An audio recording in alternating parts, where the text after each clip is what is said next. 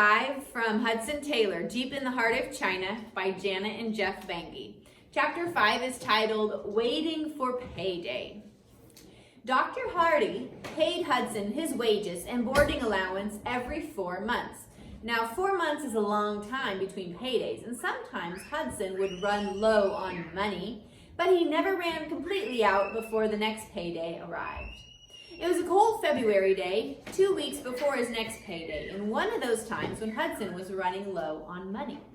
Still, with some careful planning, he knew he could make it through until Dr. Hardy paid him again. Payday was on Dr. Hardy's mind too. As he left that evening, he said, "Hudson, you know how forgetful I am sometimes. Don't let me forget to pay you your wages when they are due." Well, Hudson was not against reminding people of things, but when Dr. Hardy said this, a strange thought came into his mind. Could this be one of the faith tests he'd been wanting? Was God asking him to stretch his faith? Instead of reminding Dr. Hardy when it was payday, did God want Hudson to trust him to supply the money he needed? After spending some time praying about it, Hudson finally decided that indeed God was asking him to stretch his faith and trust him for his needs. So he made an agreement with God. He would not ask Dr. Hardy for his money. He would trust God to supply his needs no matter what happened. 3 weeks passed and Hudson was feeling discouraged. Nothing had happened. He had asked God 100 times a day to remind Dr. Hardy about his wages. Why wasn't God doing something about his wages? Why wasn't he doing something? It was Saturday night. His rent was due in the morning, and Dr. Hardy was already a week late with his wages. The only money he had left was a silver half-crown coin, and that was not enough to pay his rent. When was God going to act? And what would Mrs. Finch say if he couldn't pay the rent? Had he been foolish in promising God that he wouldn't ask for his wages? After all, Dr. Hardy owed him the money and would be more than pleased to pay it. On Sunday morning, Hudson awoke, feeling a little more full of faith. It was the Lord's Day, and he felt sure this was the day he could get his money. He divided the remainder of his oatmeal in half and ate one portion for breakfast. He put the other half aside for dinner. He walked to church, watching the ground, just in case someone had dropped some money that God intended for him to pick up. There was none, so he waited around a little longer after church, hoping that perhaps someone would slip some money into his pocket, but no one did.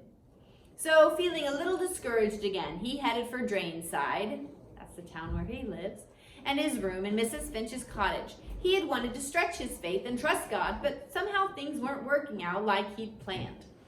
To get to Drainside from church, Hudson had to walk through the roughest neighborhood in Hull. It was filled with Irish immigrants who found their new lives in England to be as dreary and poverty-filled as the one they had left behind in Ireland.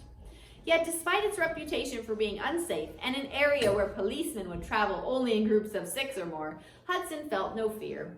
Most people recognized him as the young man who assisted Dr. Hardy. People here respected Dr. Hardy. They would never lay a hand on his assistant. Hudson had walked about halfway through the area when a man he did not recognize came running up to him. The man grabbed Hudson by the arm and pulled him into an alley. "It's my wife. She's dying. I know she's dying," the man pleaded in a thick Irish accent. Hudson nodded. The man must have seen him with Dr. Hardy. The man went on, "I know you are a man of God. Please come and pray for her." Hudson was surprised. The man seemed to want prayer more than medicine for his wife. Hudson followed the man quickly, picking his way around heaps of garbage. Babies wailed from the 3-storied buildings that loomed on either side of the alley. People sitting around outside nudged each other, and children peered around corners, curious as to which house the stranger was going to. It was not often such a well-dressed man ventured into their territory. As he followed along, Hudson put his hand into his pocket and felt his last half-crown coin. If only it were 3 smaller coins, I would gladly give the man a third of what I have, Hudson thought to himself. Stepping around a pile of rotting vegetable peelings and corn cobs, he stopped and looked up to where the man was pointing. "Up there," he said. "My missus is up there." Hudson made his way up the iron staircase. Ragged clothes were hung to dry on the railing all the way up. At the top of the stairs, Hudson took a deep breath before opening the door. The smell in the room was almost unbearable. On a pile of rags in one corner lay a woman. 5 hollow-cheeked children gathered around and stared blankly at her. A tiny baby lay still beside the woman's limp, pale body. Hudson had enough medical experience to know death was close at hand. The woman had probably bled during childbirth. Some superstitious old woman calling herself a midwife with no idea of how to stop the bleeding had probably been present for the birth. Instead of calling a doctor, she had left the woman to bleed, and now it was too late. Hudson had seen too many cases like this in his time with Dr. Hardy, and it was usually a double tragedy. Without a mother to feed it, the baby would die too. And then there were the other 5 children. What would happen to them without a mother? Pray, please pray, the woman's husband begged, entering the room beside Hudson. Hudson thought again of the half-crown in his pocket. If only I had stopped at the bakery yesterday, I would have a 1-shilling coin now that I could give to this man. He cleared away an old newspaper to make room to kneel beside the woman. The room was silent. The children stared at Hudson. The woman's husband closed his eyes and bowed his head. His wife stirred and again lost consciousness. Hudson felt he should say something comforting before he prayed. He cleared his throat. Each of us needs to pray in our heart, trusting that God will answer our prayers. God is our Father, and he asks us to trust him, even when we cannot see with our natural eyes how things will get better. God asks us to use the eyes of our faith. He says he will never leave us or forsake us. As he spoke, it was as if the room became a huge echo chamber. Everything he thought he was saying to this poor man and his family seemed to echo back at him 5 times louder. God was his father too. He had said he would never leave or forsake Hudson Taylor, so why didn't Hudson want to give away the whole half-crown in his pocket? Wasn't it odd to be prepared to trust God to provide for him if there was still some money left in his pocket, but not if he gave it all away and his pocket was empty? Yes, he was prepared to share with these poor people, but surely God didn't intend for them to have all his money while he had none. With all these questions running around inside his head, Hudson became too confused to continue talking, so he began to pray. Praying, he decided, would be easier than talking. He began reciting the Lord's Prayer, figuring that the man and his children would be familiar with it and could pray along. Our Father, he began. See, a voice prodded him. Inside his head, God is our Father as much as their Father as he is yours. He is a Father who wants to provide for you and for them. Do you really believe that?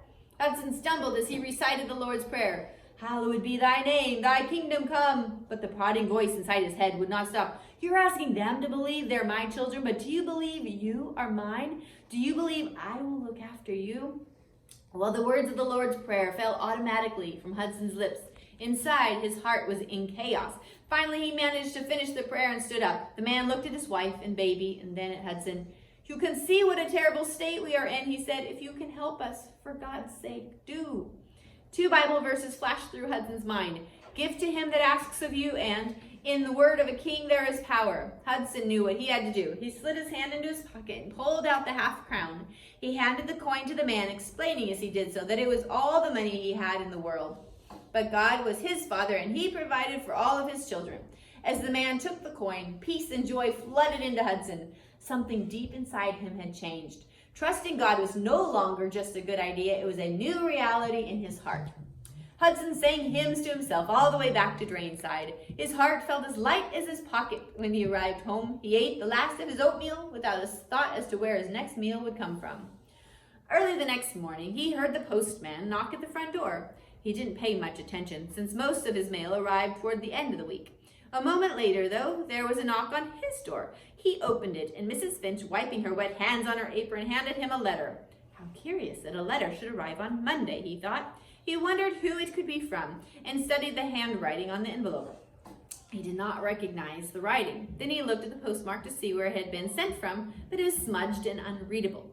Finally, he opened the letter and out dropped a pair of finely made men's gloves. He turned them over, hoping to find a note telling him who they were from. But there was no note. Then something small dropped from the envelope and fell to the floor. Hudson picked it up, amazed at what it was. A half-sovereign coin worth 10 shillings, 4 times more than the half-crown he had given away the night before. He immediately offered a prayer of thanks to God for meeting his needs. In 1851, a half-sovereign could last a person quite a while, particularly someone as frugal as Hudson Taylor. But after 2 weeks, he found himself in much the same position as before, with only a half-crown coin left in his pocket. Again, he began pleading with God to remind Dr. Hardy that his wages were now long overdue.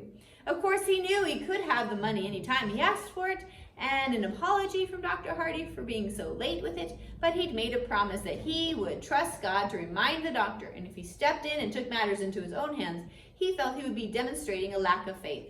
And if he couldn't trust God in this small thing, he wouldn't be able to trust God in all the adventures that would certainly await him in China. So Hudson prayed and waited. Wednesday came and went, and then Thursday and Friday.